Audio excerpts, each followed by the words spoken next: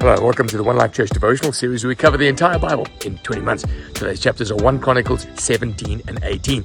And in the first line of chapter 17, we see David's grand palace. And he says, listen, I'm living in this beautiful home and God's in a tent, like in my backyard. This is not right. I want to build him a grand house. And then the last verse of the last chapter that we're reading today, we see the sons of David sitting around his palatial banqueting table. And so I found this grand old home in the Natal Midlands. It's quite close to where I live. I think some nobility lived here. I think it's the perfect setting to talk about David and his grand home. Anyway, so he had this in mind to build God a home. And God says to Nathan the prophet, go and tell David, what he's saying to him, I really don't need that. I had another job for you. And then he says, listen, I took you from a pasture tending the flock to be the ruler of God's people. That's the plan I had for you. I cut off your enemies. In other words, I taught you to be a warrior. I was with you when you fought.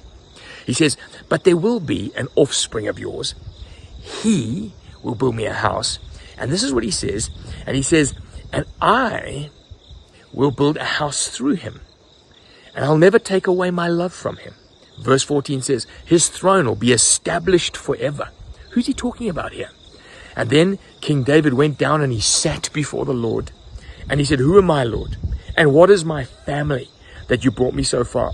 That you've spoken about my future and my descendants like this. And he just worships God because of it.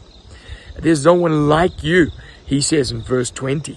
And you made your people Israel for your very own. You've become their God. And he says, do as you've promised. I'm in your hands. And, so here's God promising he's going to build a house through David. One of his descendants is going to build a house and his throne will be established forever. Who's he talking about? He's talking, obviously Solomon was the one who built the temple, but a seed of David, a seed of Solomon is Jesus. Over and over again in the New Testament, we see that Jesus is the fulfillment of that promise that God was going to build a house.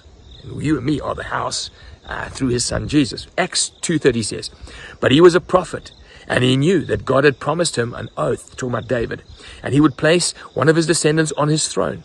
Seeing what was to come, he spoke of the resurrection of the Messiah, and he was not abandoned to the realm of the dead. So in other words, when David was meditating about this, he was prophesying. He didn't even know what he was doing, but he was prophesying the resurrection of Jesus, which is the fulfillment of this prophecy. Acts 13 says, after removing Saul, he made David their king.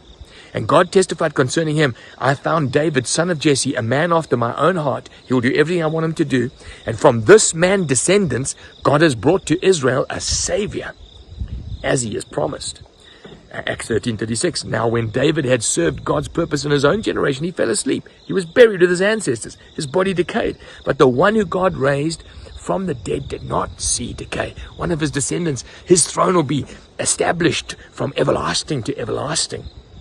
And so this amazing moment, David sitting in the presence of God, God saying, listen, from you, my boy, I'm going to bring a builder of a house that's going to last forever. He'll sit on a throne forever. And speaking of Jesus. Amazing story. And then what happens is the next chapter, chapter 18 says, David defeated the Philistines. He defeated those of Gath. He defeated the Moabites. He defeated Zobah. He defeated the Ammonites. He took gold shields from them. He took articles of gold and silver and bronze. And the Lord gave David victory wherever he went. David reigned over all Israel, doing what was just and right for his people. And this is who he had around him. Joab was over the army. Jehoshaphat was the recorder. Zadok was the main priest. Shava was the secretary. And then there were a whole bunch of others. And David's sons were the chief officials that sat at the king's side.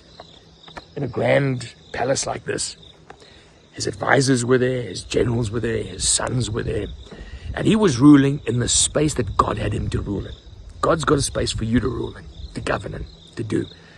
And David left the future in God's hands, knowing that God had promised, I'm going to establish a people through your descendants. When I look at my children, I'm struck by the fact that God's got them. I can't plan it like David couldn't plan what was going to happen. I know what's going to happen to my children or my grandchildren or my great-grandchildren, but I do know this. God's called me for something. And I'm going to do that the best of my ability. For David, it was killing all the people and being a great general and governing justly. For you, what is it? And then your children and your children's children. We leave those in God's hands. Let him build his house as he determines to build his house.